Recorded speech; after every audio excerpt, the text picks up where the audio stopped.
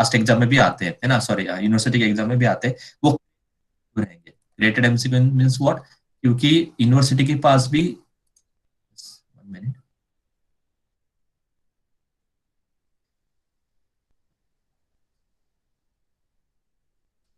Slow ना, okay, क्योंकि university के पास भी लास्ट 2 यूनिट नहीं है, तो वो क्रिएट होने के बाद कि आपको फेस करना है, तो इसलिए ज्यादा वर्कआउट करना होगा लास्ट 2 यूनिट के ऊपर। फर्स्ट 4 यूनिट्स के आपको एमसीक्यू कहीं पे भी मिल जाएंगे, okay, it is because it is already there, है ना, लास्ट पैटर्न में भी वो था, तो वो आपको कहीं पे भी मिल जाएंगे, ठीक है।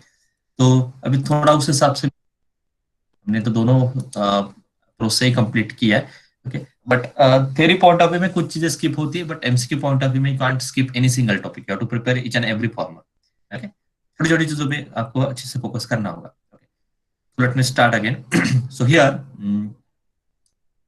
I've started with the double integral, है ना, properties of double integral. In that, especially double integral का ये representation है ना. This integral is called as inner integral and this integral is called as outer integral, है ना. Outer integral के limits हमेशा constant आते हैं, कोई भी example आने दो, double आने दो, triple आने दो. In every case, limits of outer integral are always constant, okay. But in case of inner integral, if those limits are in x, अगर inner x में आते हैं, सर स्क्रीन विजिबल नहीं है, screen is not visible.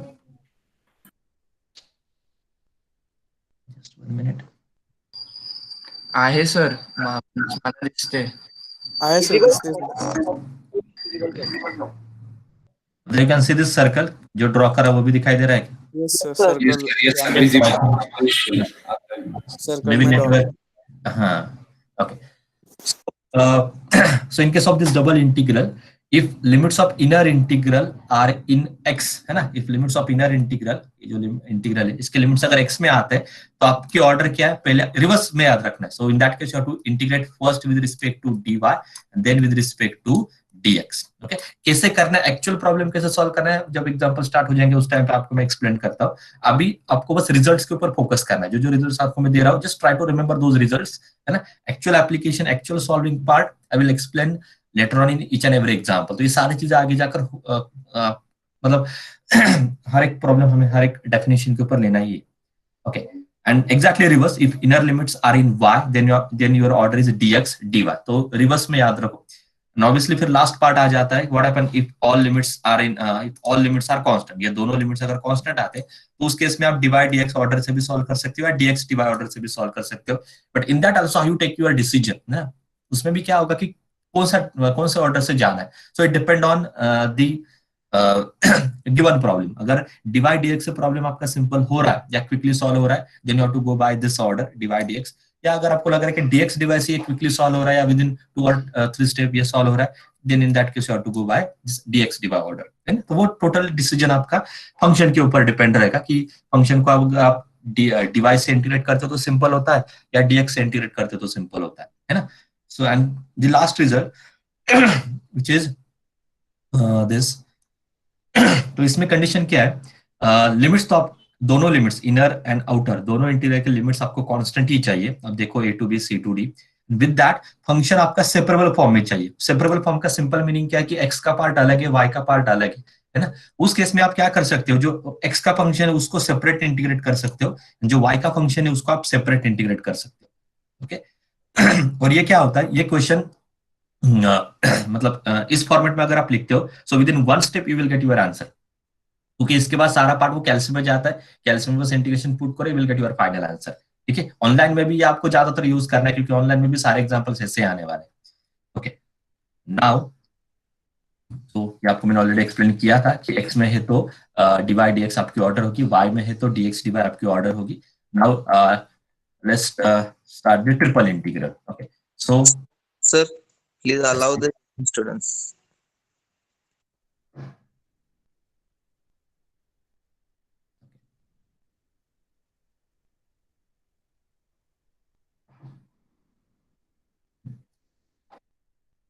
And now in case of triple integral, okay, अब ये result आपको ही explain करना है. So suppose this is my triple integral f of x y z, है ना. ऐसा जनरल फॉर्म होगा dx dy dz. Okay, now this is your inner integral. This is your inner integral. This is your, here we introduce one more term, and this is your outer integral. Okay, please be focus here, क्योंकि ये चीजें समझ में आती तो ही आपको unit समझ में आएगा.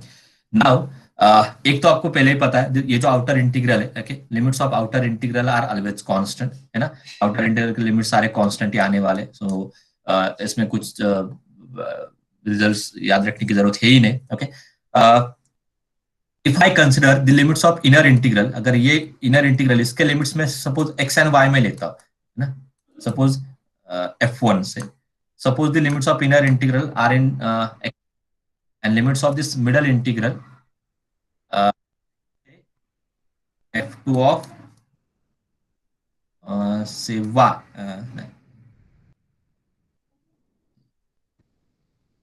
say y. So can anyone tell me what is the order in this case?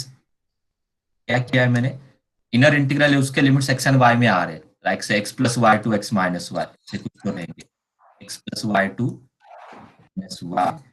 Middle integral है उसके से y में, लाइक से y टू वाई स्क्वायर, एंड आउटर के कांस्टेंट से 0 to 4, like this. So what is the order of this given integral? पहले किससे इंटीग्रेट करना होगा आपको?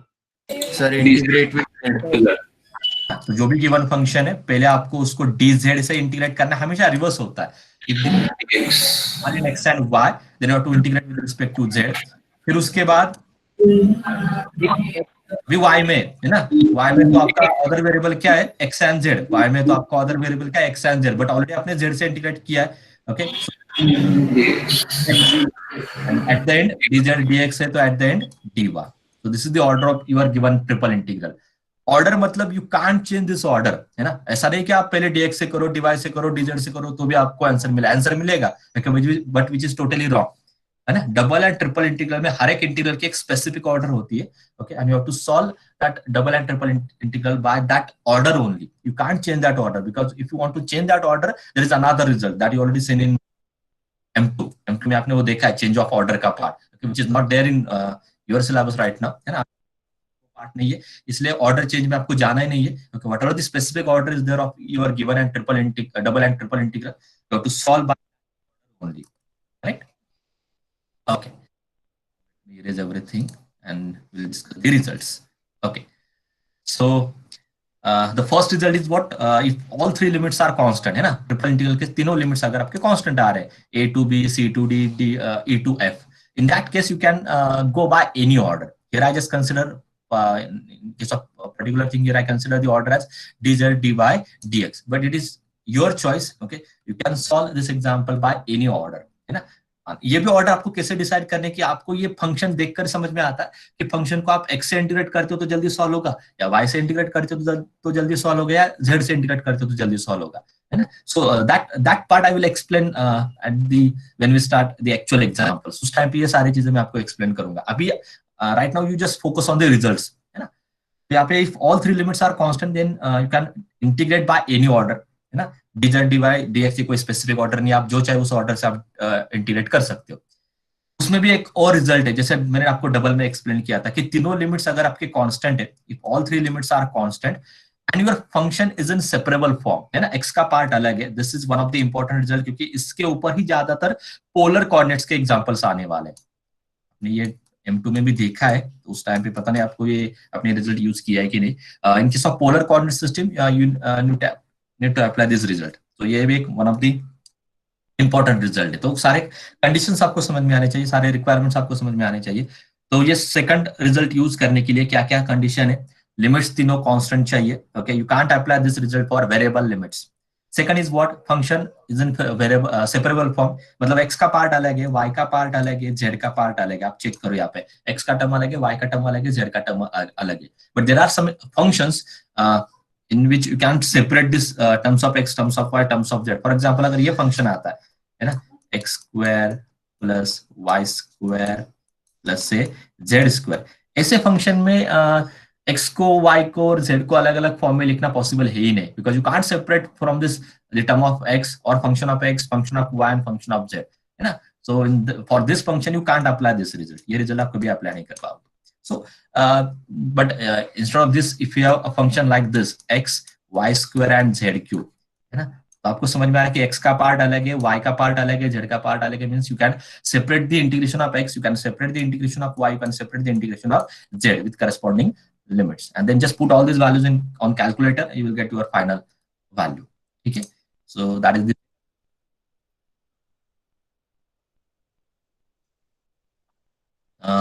third result जो आपको मैंने ऑलरेडी एक्सप्लेन किया था. If inner limits are function of x and y, then you have to integrate first with respect to z. After that, if limits are in x, then you have to integrate with respect to y, the other variable, correct? And last choice is x, है ना. Next, ठीक है, बाकी results इतने कुछ important नहीं है. Hello. Yes yes बोलो. हा सर, वेटिंग रूम मध्ये सर आतमध्ये पोरं राहिले आहेत. नहीं है कोई आता. Okay, you can. नाही का? नहीं है. There are students who join now, and ये ऑटो कनेक्ट करता है, मतलब मैं स्क्रीन ओपन करता तो ऑटो कनेक्ट हो जाता है. Okay okay sir, thank you. आप एक बार चेक करो, अगर कुछ मैसेजेस आ रहे हैं सो वो रिप्लाई करो. अभी कोई वेटिंग में नहीं है. अगर है ऐसा कुछ इश्यू, डिस्कनेक्ट करके कनेक्ट हो जाओ, है ना. नेटवर्क इश्यू हो सकता है, but already all students are now connected. Okay, now the important part, okay, which is single integral, है ना. चलो आगे जाकर मुझे कैल्सी भी चाहिए. सो सी, इसमें से 50% पार्ट हम कैल्सी में करने वाले. ओके, अभी थोड़ा स्मार्टली हमें जाना होगा कि ऑनलाइन एग्जाम में कैल्सी अलाउड है, ठीक है. तो कुछ ऐसा पार्ट है जो अभी थर्ड टॉपिक आपको यहाँ पे दिखाई दे रहा होगा, रिडक्शन फॉर्मूले, कि वो टॉपिक ही मैं पूरा कैल्सी में लेने वाला हूँ. So after this you need to sit with the scientific calculator. Okay, then only you will understand the remaining part. Maybe ज्यादातर स्टूडेंट को पता होगा, जिनको पता है they can leave that session, जिनको नहीं पता है उनके लिए एक्सप्लेन करने वाला. Okay, so that is the last part of our today's lecture. Now next is this substitution method that we need to apply while solving the single, double and triple integral. These are the one of the famous results. So let me start with the single integral. Okay, I will take the first example. Circle अगर आपके पास reason आ रहा है, reason मतलब आपको पता है कि single integral आपको सॉल्व करना है. This is your single integral, that you have to solve. Single integral you have to solve over a circle, है ना. यहाँ पे रीजन आपका क्या है, circle, like square plus y square plus a square. So can anyone tell me the substitution for this? क्या substitution लेना होगा, और what is the parametric nature और parametric equations corresponding to circle? बोलो, which substitution you have to consider here? ये आपने use किया है, डबल में भी आपने ये यूज किया था. बोलो बोलो, ट्राई करो, मतलब सबको ही पता है. अगर मैं आंसर देता तो आप x is equal to a cos theta, x is equal to a cos theta, y equal to a sin, b sin theta, है ना. हाँ, ओके. तो ये जो आंसर था that is for single integral. Correct correct, क्योंकि एक ही type पे एक्सप्लेन करूंगा तो आपको दोनों में डिफरेंस आएगा. What happen if I replace this single integral by double integral? अगर मैं ये वर्ड रिप्लेस करता हूँ या मैं इसके जगह पे एक डबल इंटीग्रल लेता हूँ, in that case circle region आपका वही है.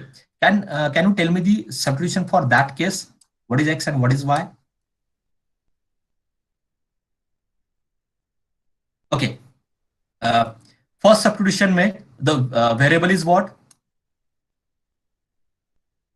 ए और cos थीटा में, ए और थीटा में वेरिएबल कौन सा है? ओनली थीटा, है ना. Theta is a and b are constants, है ना.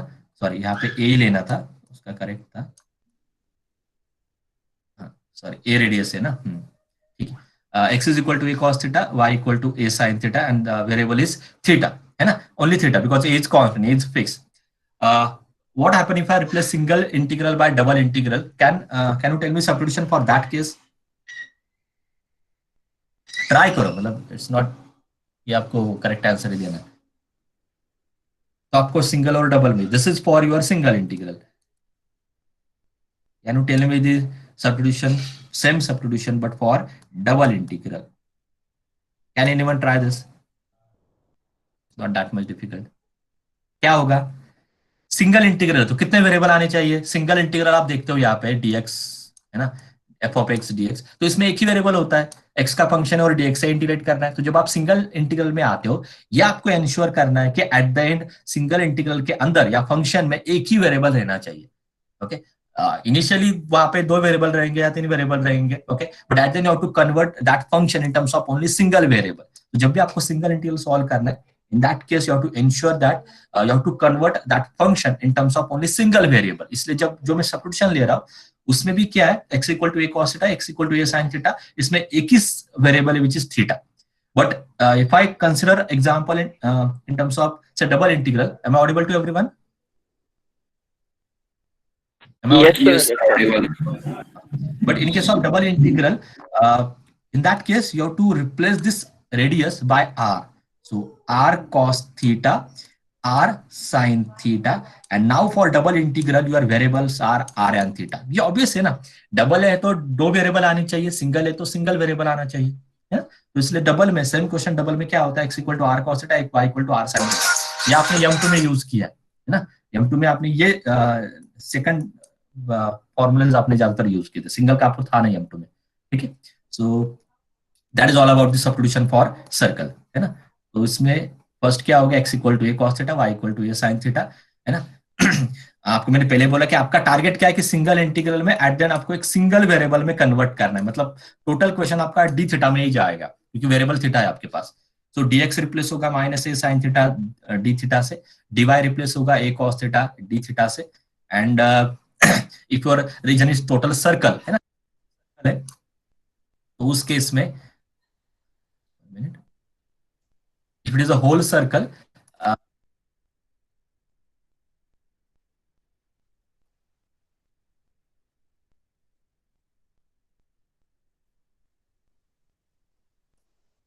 so if it is a whole circle, then in that case your theta vary from 0 to 2 pi, and if it is a semicircle, है ना, half circle I can say, in that case your theta vary from 0 to pi, and if it is a first quadrant of your circle, in that case your theta vary from 0 to pi by 2। so this limits you have to decide from the given region। अगर आपको पूरा या whole circle पे solve करना है तो आपका theta 0 to 2 pi vary होगा, या आपको हाफ या सेमी सर्कल पे सॉल्व करना है तो theta vary from 0 to pi, and if you want to solve for only the first quadrant of your circle, then your theta vary from 0 to pi by 2। okay, is this clear to everyone?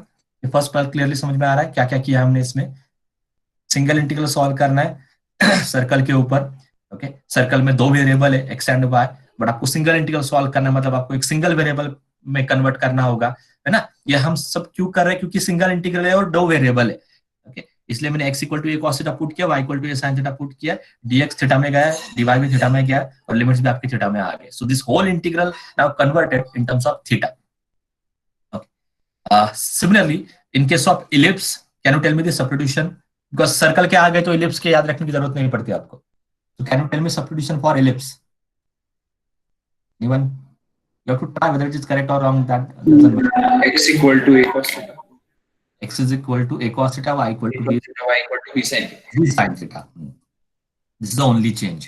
क्योंकि यहाँ पे x के यहाँ पे radius है a और यहाँ पे x के नीचे a आता है तो यहाँ पे a आएगा, y के नीचे b आता है तो यहाँ पे b आएगा। And now dx replace होगा this, dy replace होगा by this, okay, theta is vary from 0 to 2 pi, okay, that's it, है ना। इसमें बाकी मतलब if it is a total ellipse, yeah, then you have to vary theta from 0 to 2 pi, half part of ellipse, then you know the condition 0 to pi and first quadrant में 0 to pi by 2 है। So similar thing is there, only need changes what, a replaced by b। Now that is all about single integral. Let me take the same thing for double integral, जिसमें circle का मैंने आपको already explain किया है। अभी यहाँ पे एक ही जगह पे r cos थीटा आएगा, r sin थीटा आएगा। हाँ, now the important part is what, in case of double integral में आपको एक जनरल फॉर्म दिखाता हूँ, ये आपका होता है डबल इंटीग्रल। ये आपने देखा ही m2 में, ये क्योंकि dx dy, है ना। तो आपको ये तो पता है कि मतलब सर्कल रीजन आपका सर्कल है, this r is the region circle. So here we consider x equal to r cos theta, तो यहाँ पे फंक्शन में x की जगह पे r cos theta आएगा, फंक्शन में y की जगह आएगा, and now and now for dx dy में क्या चेंज होगा? So this dx dy is replace by r into d r d theta. ठीक है, तो इसके पीछे भी रीजन है। Can you tell me what is this r? ये r कैसे कैलकुलेट किया है, पता है किसी को?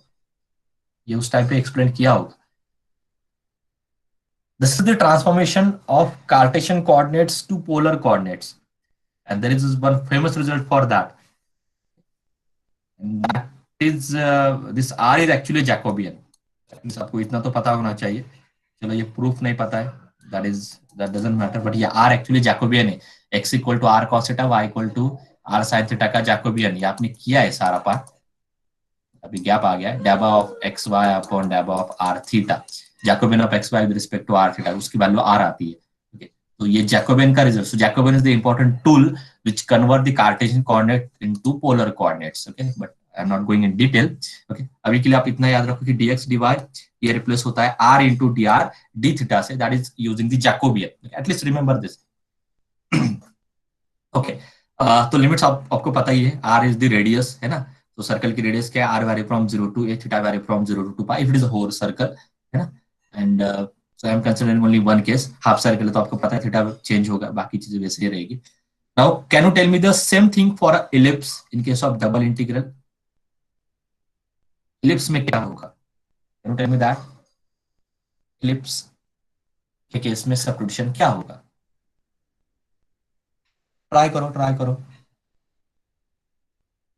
बोलो। मैं आपको एक हिंट देता हूं, मैं क्या कर रहा हूं एट द एंड, जब भी मैं सब्स्टिट्यूशन लेता हूं ना, ओके, डबल में मुझे लेफ्ट साइड में आर स्क्वायर को एडजस्ट करना है, या आर में चाहिए मुझे लेफ्ट साइड। ठीक है, आप देखो यहाँ पे x equal to r cos theta, y equal to r sine theta, यहाँ पे आ जाएगा r square cos square theta, r square cos square theta plus r square sine square theta, and that value is just r square, because if I take r square common in bracket you will have cos square plus sin square, so r square equal to a square, that's why r vary from 0 to a।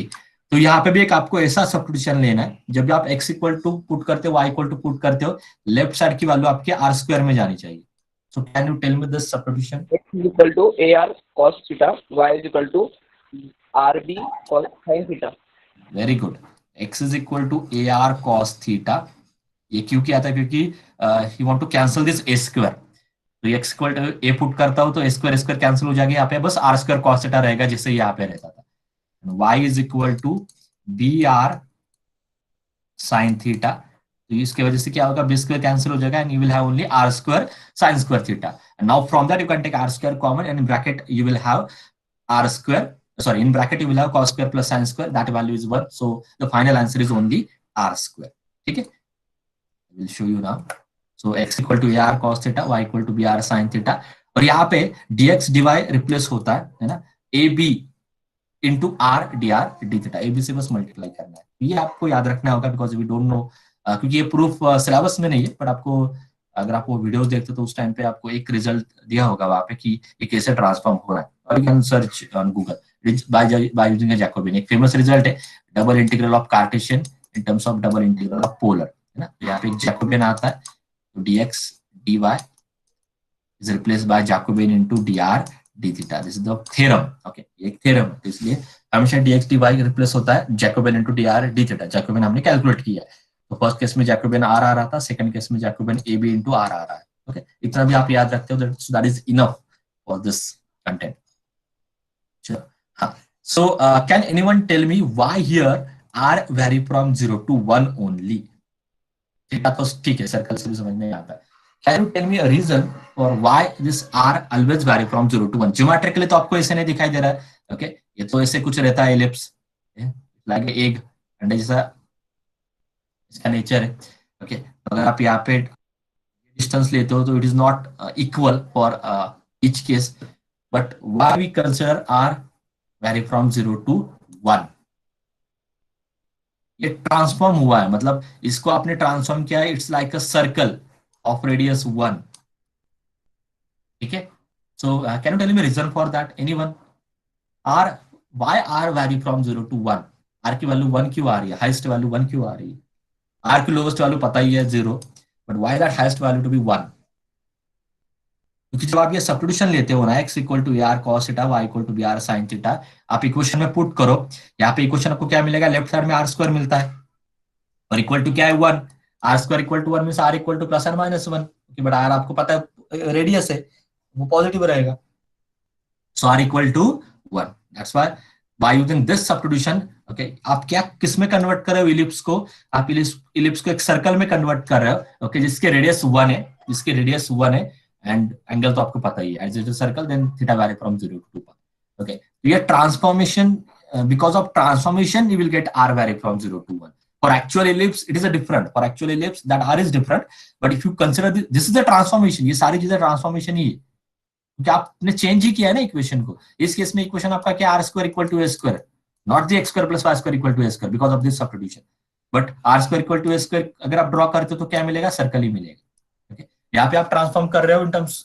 It's look like a circle, है ना, r square equal to 1, आप check करो ना, r square equal to 1 क्या होता है, circle ही होता है ना, r square equal to 1 is the circle of radius 1, तो वही हमने दिखा यहाँ पे, ठीक है, तो छोटी छोटी चीज है बट आपको अच्छे से याद रखनी है, नहीं तो आप यहाँ पे भी गलती से r vary from 0 to a या 0 to b ऐसा कुछ करोगे विच इज टोटली रॉन्ग, ठीक है, I hope this is clear. Now for triple integral, so this is not that much trivial, मुझे पता है कंफर्म कि आपको ये याद ही नहीं होगा, ओके, बट आपने ये देखा है एम2 में, सो मैं डायरेक्टली वो रिजल्ट ही आपको देता हूँ। So in case of sphere, your x is value, so your x is r sin theta cos phi, okay, r sin theta cos phi, y is r sin theta sin phi, and z is r cos theta, okay, can anyone tell me the limits of r theta, limits of phi? आपने m2 के time पे कैसे याद रखा है, याद ही नहीं रखा था उस टाइम पे भी,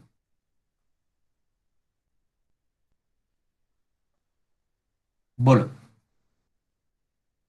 यू रिमेंबर दिस कोऑर्डिनेट्स, ये तो चलो आप याद रखो, इसका भी प्रूफ है, बट ना इन डिटेल में जाने की जरूरत नहीं।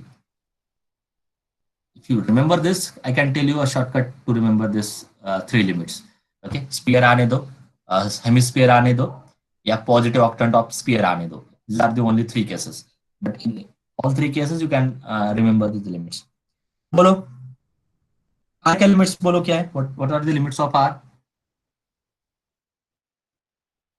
Yes.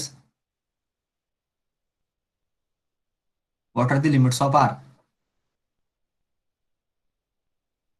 I'm audible or not? Yes, sir. Audible, audible. So what are the limits of R? 0 to a. क्या आपको पता है थीटा और फाई के लिमिट्स कैसे आ रहे हैं? पता है कि नहीं? नहीं है तो आप ना बोलो, so that I can explain. Sir, we don't. Okay. हाँ, अब मैं आपको एक मतलब ये कैसे फॉर्म हो रहा है ना sphere using this r theta and phi, बस मैं उतना एक्सप्लेन करता हूँ, ओके, उससे आप किसी भी केस में ना ये लिमिट्स कैलकुलेट कर सकते हो। तो पहले मैं ओपन करके रखता हूँ, ये लिमिट्स है आपको, है ना, तो ये लिमिट्स याद कैसे रखने, उसके लिए आपको मैं एक रिजल्ट देता हूँ, तो कोई भी केस आने दो, है ना, स्फीयर आने दो, हेमिस्फीयर आने दो, पॉजिटिव ऑक्टेंट आने दो, आपको ये लिमिट्स याद हो जाएंगे, है ना, ठीक है।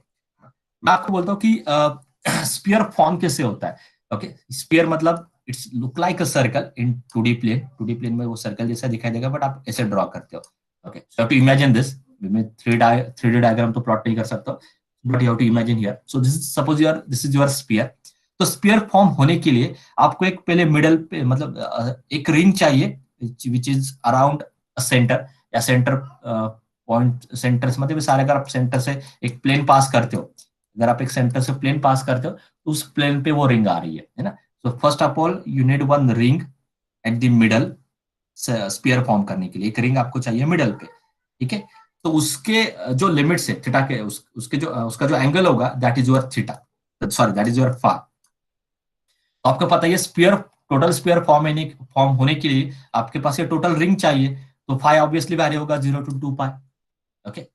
नेक्स्ट इज आर, आर मतलब आपको रेडियस क्या लेना है, तो रेडियस आर मतलब क्या है, दिस डिस्टेंस, है ना, तो मैं क्या कर रहा हूँ, रेडियस यहाँ तक ही ले रहा हूँ, दिस इज माई आर, है ना, तो ये डिस्टेंस आपका क्या है, यहाँ पे 0 होगा, तो यहाँ पे कहीं पे ए आने वाला है, so r vary from 0 to a, sorry draw again,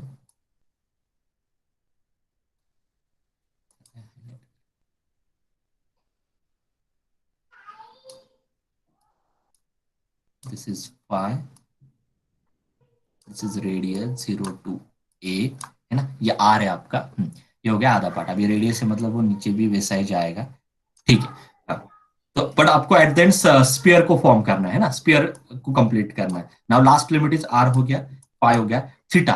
अभी 3D में आप इमेजिन करो, थीटा क्या है बेसिकली, आपको बस यहां से इस पॉइंट से इस पॉइंट पे आना, हाफ सर्कल जैसे आना है ना। तो ये एंगल आपको पता है ऑब्वियसली क्या होगा, 0 to पाई होगा, ओके। बट ऐसे आपको सारे पॉइंट्स मतलब सारे पॉसिबल पॉइंट्स के लिए करना है। तो यहां से भी ऐसे आओगे, यहां से भी ऐसे आओगे, यहां से भी आप ऐसे ही आओगे, है ना, यहां से भी आप ऐसे ही आओगे, यहां से भी आप ऐसे ही आओगे, यहां से भी लास्ट पॉइंट से भी आप ऐसे ही आओगे, ठीक है। So this you have to consider from all sides. अब सारे साइड से आप ऐसे कंसीडर करो, एट एंड आपको एक स्फीयर मिलेगा, ठीक है ना। तो बेसिकली फाई क्या होता है, मिडल रिंग के लिमिट्स। थीटा क्या होता है, from this point two this point ना। जब आप ये कंप्लीट करते हो तब जाके वो ऐसे सारे पॉसिबल लाइंस अगर आप लेते हो तब जाके आपको क्या मिलता है, एक स्फीयर मिलता है, ठीक है। हाँ, एंड आर तो आपको पता है ये रेडियस है। अगर आपको ये अच्छे से समझ में आ रहा है, then you can answer my next question, what happen if I consider a sphere, sorry hemisphere. मैं हेमिस्फीयर ले लेता हूं। अभी जो आपको मैंने एक्सप्लेन किया है, using that same logic, 0 to a by 2. Using that same logic, r के लिमिट्स क्या रहेंगे, 0 to a, okay. What are the limits of phi, tell me one by one, what are the limits? 0 to 2 pi. 0 to 2 pi, क्योंकि ring वही है ना अभी आपके पास। And what are the limits of theta? 0 to pi by 2. 0 to pi by 2। उस case में आपको थीटा चेंज करना होगा 0 to pi by 2। And now my last case, जिसमें मैं क्या कर रहा हूँ, रिंग भी आधी ले रहा हूँ क्योंकि वो फर्स्ट ऑक्टेंट का पार्ट है। सो रिंग भी आधी ले रहा हूँ, है ना। ये ड्रा दिखाना थोड़ा डिफिकल्ट लग रहा है मुझे, और ये ऐसा कुछ तो होगा, ठीक है। ऐसा क्या चेंज होगा, you have to imagine this, ये इसको कट किया है मैंने, ये पूरा हेमिस्फीयर था, डॉटेड पार्ट पूरा हेमिस्फीयर है। तो डॉटेड पार्ट को डिलीट करो, ये जो भी रहेगा वो रिमेनिंग पार्ट है। उसकी इसमें रिंग अभी आपकी आधी हो रही है ना। So 5 vary from for first octant, sphere को फर्स्ट ऑक्टेंट में कंसिडर करो। 4 ऑक्टेंट रहते हैं, उसमें से first octant consider, sorry 8 octant रहते हैं, उसमें से फर्स्ट ऑक्टेंट कंसिडर करो। So in that case your 5 vary from pi क्या होगा, हेमिस्फीयर को भी और कट करते हो आप, आधे में कट करते हो। This is your hemisphere. Imagine करो आपको आपने यहां से कट किया है, ठीक है। Then can you tell me limits of phi? 0 to pi. Yes, 0 to pi. 0 to Pi.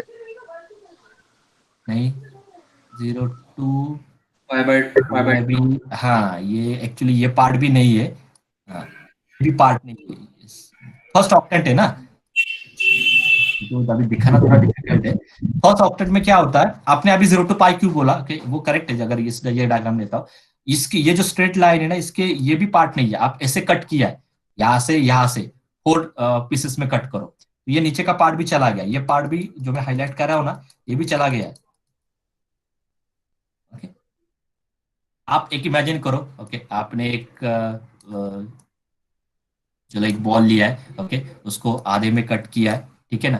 फिर उसको जो ऊपर का पार्ट है हेमिस्फीयर, उसको 4 पार्ट्स में कट किया है, जो नीचे का पार्ट है उसको भी 4 पार्ट्स में कट किया है, ओके। तो ऐसे टोटल 8 ऑक्टेंट रहते हैं, ओके, 3 डायमेंशन में। तो उसमें से एक ऑक्टेंट में ले रहा हूं, तो इसलिए नीचे का पार्ट भी कट हो चुका है। तो आपको इस पार्ट में सोचना है। तो इस पार्ट में ये जो एंगल है, this is only pi by 2, है ना। ये आपको मैं डायग्राम ग्रुप पे भेजता हूँ, ठीक है। This is only pi by 2, ये भी क्या होगा, पाई बाय 2 रहेगा, and r vary from 0 to a। So it's difficult to show here, but for first octant of this sphere, है ना, first octant of this sphere, your 5 vary from 0 to pi by 2। But इतना at least you try to remember for hemisphere 0 to pi by 2 कैसे आता है theta hemisphere के लिए। बाकी आपको मैं डायग्राम से शो करता हूँ, तो एक ग्रुप पे भी फॉरवर्ड करता तो भी आपको इमेजिन होगा कि क्या मैं बोल रहा हूँ, ठीक है। बट थोड़ा बहुत अगर आपको समझ में आ रहा है तो at least you can remember this limits, ठीक है। तो यहाँ पे बाकी केसेस मैंने डिस्कस नहीं किए, this is for whole sphere, ये जो भी डिस्कस किया है वो whole sphere.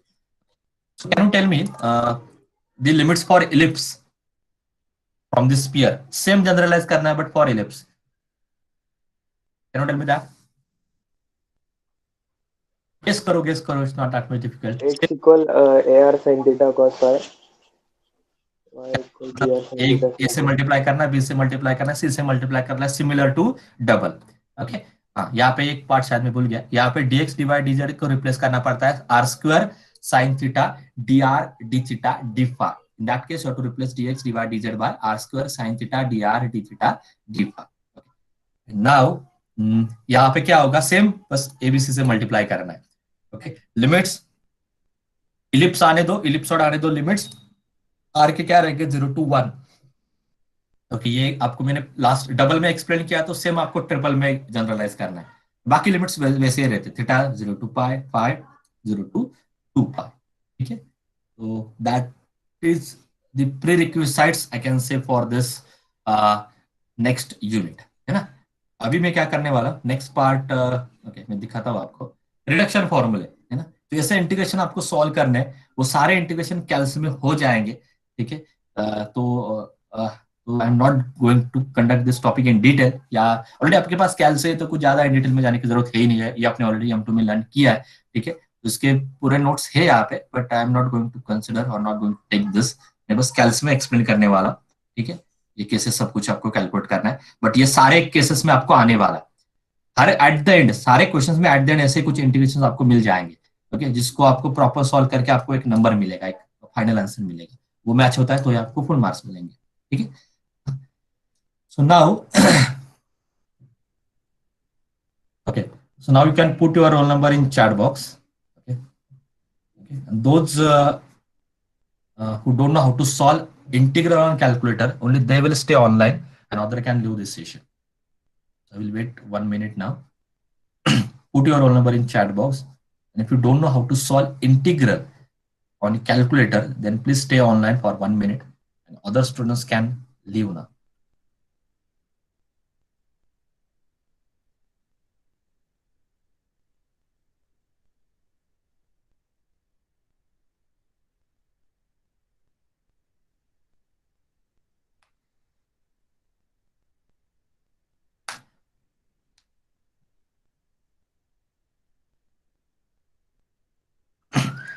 And now please sit with the calculator.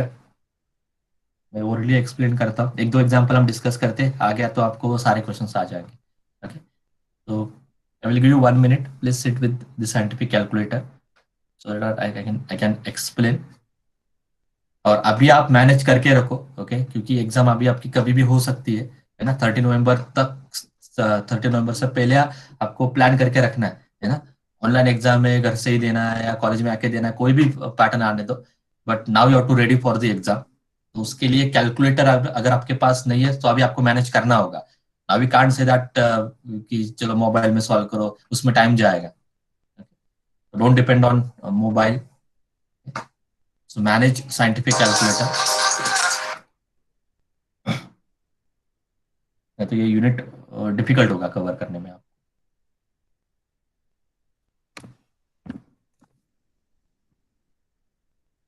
just 1 minute, let me find my calculator.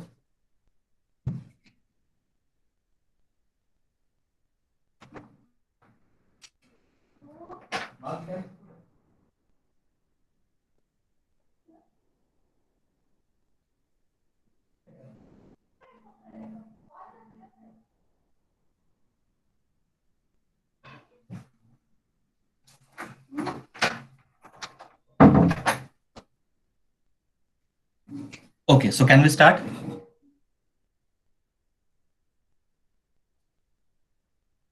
Are you there or not? Yes, sir. Yes, sir. Okay. Yes, sir. हाँ, so Yes, sir. हाँ, तो calcium में पहले तो आपको ये समझ में आना चाहिए कि कैल्शियम में डेफिनेट इंटीग्रली सॉल्व होते हैं। डेफिनेट मतलब 0 to infinity, ऐसे कुछ इंटीग्रेशंस कैल्शियम में सॉल्व नहीं होने वाले, तो उस केस में आपको मैन्युअली ही सॉल्व करना होगा। So this is only for definite integral. तो कुछ जगह पे आपको एक ये मिल जाएगा कि चलो सॉल्व करने की जरूरत नहीं है, बट अगर लिमिट 0 to infinity आते हैं लाइक बीटा और गामा फंक्शन, उसमें शायद आपको मैन्युअली सॉल्व करना होगा, तो वो भी एक एज अ प्रीरिक्विजिट है जो मैं लेता हूँ बाद में। सो बट रिडक्शन या मतलब डेफिनेट इंटीग्रल सारे आपके इस पे सॉल्व हो जाएंगे। So let me take this first example, है ना? ये एग्जांपल हम सॉल्व करके देख लेते हैं। इसका आंसर आने वाला है π/8। ओके, तो कैलसी में आप क्या करो, पहले तो आपको पता है मोड सारी चीजें कैसे एडजस्ट करनी है ना। हमेशा स्टार्ट करने से पहले मोड सेटअप प्रेस करके 1 प्रेस करो कॉम्प, सो दैट आप किसी भी मोड में नहीं रहोगे। You have to work on plain mode. And now math mode सबका स्क्रीन पे ऑटोमेटिक रहेगा, सो मैं वो एक्सप्लेन नहीं कर रहा हूँ। लाइन मोड नहीं आना चाहिए, स्क्रीन पे मैथ रहेगा ऊपर, ठीक है। अब इंटीग्रेशन का बटन आपको पता ही है, सेकंड रो में, so just press that button, integration button. Okay, and now question क्या होगा कि आपको ये sine square and cos raise to 4 put कैसे करना है कैलसी में। तो जो आपको मैं यहाँ पे ड्रॉ करके दे रहा हूँ, okay, that manner only you have to put sine square and cos square, ठीक है। सो इंटीग्रेशन लिमिट्स आप डाल दो यूजिंग कैलकुलेटर, 0 to 2π, 0 to 2π। और कैलसी में कैसे पुट करो, एक ब्रैकेट ले लो, साइन थीटा नहीं होगा वहां पे, साइन एक्स ले लो, एक्स आपको पता है कैसे लेना है, स्क्वायर आ जाएगा, एक और ब्रैकेट ले लो, कॉस एक्स ले लो, स्क्वायर आ जाएगा, dx। So do this and tell me what is the answer. ऐसे पुट करो जैसे आपको मैंने यहाँ पे दिया है। कैलसी में 0, अपर लिमिट इज 2π, लेने के लिए आपको शिफ्ट बटन का यूज करना है, so 2π, then now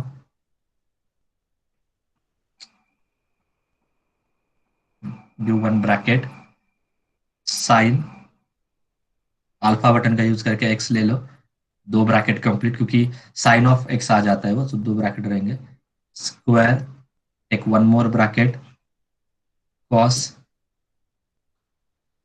x raise to 4 है, सॉरी यहाँ पे 4 है, टेक 4। सो 4 लेने के लिए आपको पता है x रेज टू एक ब्रैकेट का बटन है थर्ड रो में 4th button, okay. By using that button you can put and then press equal. And can you tell me answer on calculator? It takes time.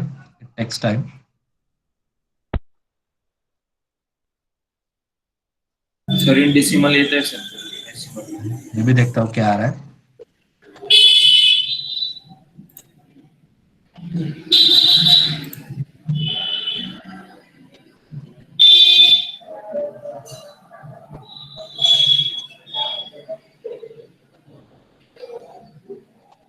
अगर point में आ रहा है तो थ्योरी में कुछ यूज नहीं होगा, थ्योरी में।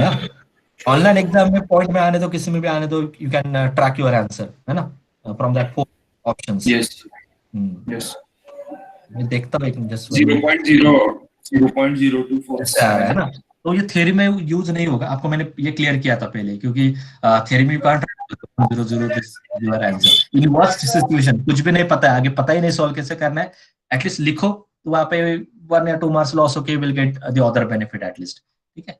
बट अभी ऑनलाइन एग्जाम में अगर ऐसे क्वेश्चंस आ जाते हैं तो आपको पता है π/8, मेरा तो आंसर π/8 आ रहा है प्रॉपर, वही मुझे लग रहा था कि हेलो सर। हाँ सर, हमारा 0.0247 आ रहा है। हाँ, अभी आप मुझे पहले ये बोलो whether your mode is radian और डिग्री। डिग्री। तो फिर कैसे आएगा this, everything you have to calculate on radian mode. तो अभी क्या करो, आप शिफ्ट मोड प्रेस करो, shift mode, and then press 4, shift mode, then press 4 and again press equal। आपका आंसर अभी पॉइंट में था ना, तो रेडियन में लेकर एक और बार इक्वल प्रेस करो, then tell me the final answer। we definitely get answer in terms of π/8। तो रेडियन का आंसर रेडियन में ही रहेगा, जो वैल्यू रेडियन में नहीं है या जिसका जो रेडियन फ्रैक्शन में डिफाइन नहीं हो रही है, उसी केस में इशू होता है, वो भी ज्यादा केसेस नहीं है। Take your okay, I'm waiting. Take your वो सर रेडियन करो और मुझे बोलो आंसर आ रहा है कि नहीं, only that part। एक मिनट सर, हाँ करो, takes time। सर अभी आ रहा है, आ रहा है। Now you can play with these examples, है ना। ये सारे एग्जाम्पल्स के साथ आप चेक करो जहाँ जो मैंने यहाँ पे दिया है, प्रॉपर दे रहा है कि नहीं। Let us try this second example. Directly 0 to pi limits लेकर साइन क्यूब कैलकुलेट करो। आज एक second example,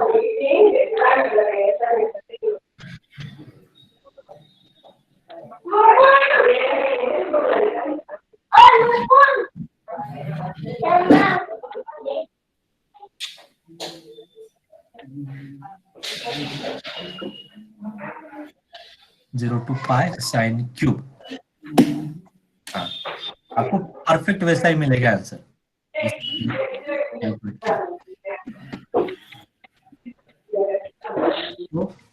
Here you have to make sure that your mode must be radian. Maths का पेपर दे रहे हैं तो मोड रेडियन में रखो, इतना आप याद ही रखो, मोड डिग्री में नहीं चाहिए। कहीं पे hello sir, pi by 8। Pi by 8 आ रहा है, देन हाँ सर आ रहा है। हाँ, you can try this next example. उसका भी आंसर 4/3 आता है, जैसे वैसे ही दिखाई देगा आपको फ्रैक्शन में ही। Benefit of scientific calculator. Okay, ES में ऐसे आता है, मे बी एमएस में कुछ जगह पे ये चेंज होता है, तो not recommending you to use that MS calculator. ES आप कैसे भी मैनेज करके रखो। ऑनलाइन एग्जाम में कैलकुलेटर प्लेज मतलब 50% वेटेज आपका कैल्शियम में होगा, इतना आप याद रखो, क्योंकि आपके यूनिट्स वैसे है। सिविल में ज्यादा से ज्यादा आपको कैलकुलेटर चाहिए, तो ये सबके पास भी आप अच्छे से ऑनलाइन पेपर नहीं पाओगे, क्योंकि टाइम उतना नहीं है आप।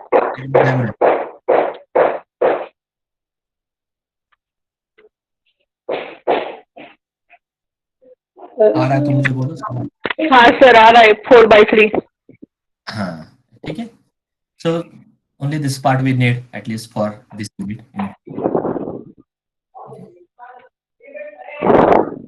Okay. Is there any doubt? Other doubt? Sir आज के लेक्चर की रिकॉर्डिंग शेयर कर दीजिए। हाँ हाँ, मैं शेयर करता हूँ। Is there any other doubt from your side regarding any No. topic? हाँ. If you don't have, you can leave. Huh? I am discussing with the other students. Those who have doubt. Yes, yes, बोलो। पुष्पक कौन था अभी?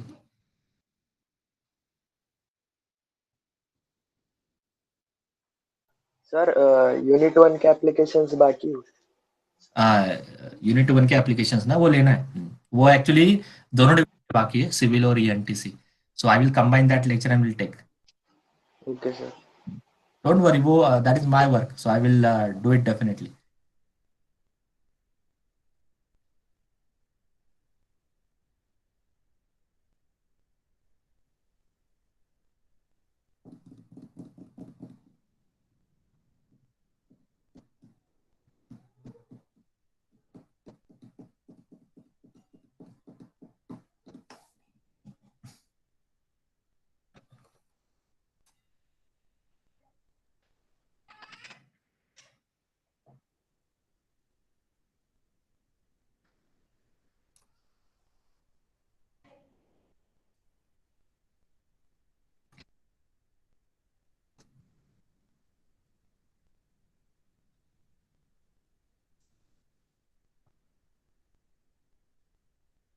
Sir आमचं ते 991EX आहे, त्यामुळे time लागत होता. 991 EX EX ते मोड सेटअप नाही ना सर याच्यामध्ये, मेनू सेटअप. वो अभी मेरे पास ये नहीं, मैं ले लेता हूँ next time. Yes sir, yes. एक जगह बैठे होते वो एडवांस है, उससे आपको अदर फंक्शंस में मिल जाएंगे। येस सर, ते फर्स्ट इयरला कन्फ्युज होऊन गेलो होतो, त्यामुळे EX घेतला होता सर्व टॉपचा. ES आणि EX मध्ये कन्फ्युज झालो होतो. हाँ, बट ES क्या होता है? ES एक्सप्लेन करने के लिए अभी मतलब कोई तो एक यूनिफॉर्म वैसे हमें जाना पड़ेगा ना। सो ज्यादातर स्टूडेंट ने ऑलरेडी ES परचेस किया था, और ज्यादातर स्टूडेंट को पिछले बैच से ही मिलता था, मतलब सीनियर से, ऐसे पास आउट स्टूडेंट से। इसलिए हमने फिर वो डिसीजन लिया कि चलो will go with ES only, because as far as our syllabus is concern there is no actual EX का इतना कुछ यूज नहीं है, उतने एडवांस फंक्शन है ही नहीं आपको। बट फिर भी कुछ स्टूडेंट ने EX और कुछ स्टूडेंट ने ES, फिर वो कंफ्यूजन हो गया, फिर एक्सप्लेन करना डिफिकल्ट हो जाता है, क्योंकि फंक्शंस उसके अलग ज्यादा है। मतलब EX से ES पे आना पॉसिबल नहीं है। At least you can try EX from ES, ऐसे टोटली अलग है. Yes, sir. Yes. Okay, put your roll number in chat box, and if you don't have any doubt, then you can leave this session.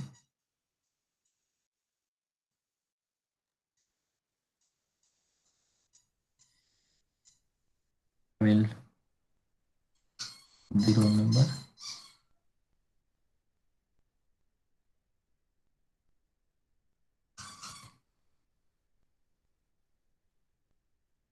Sonali Doshi.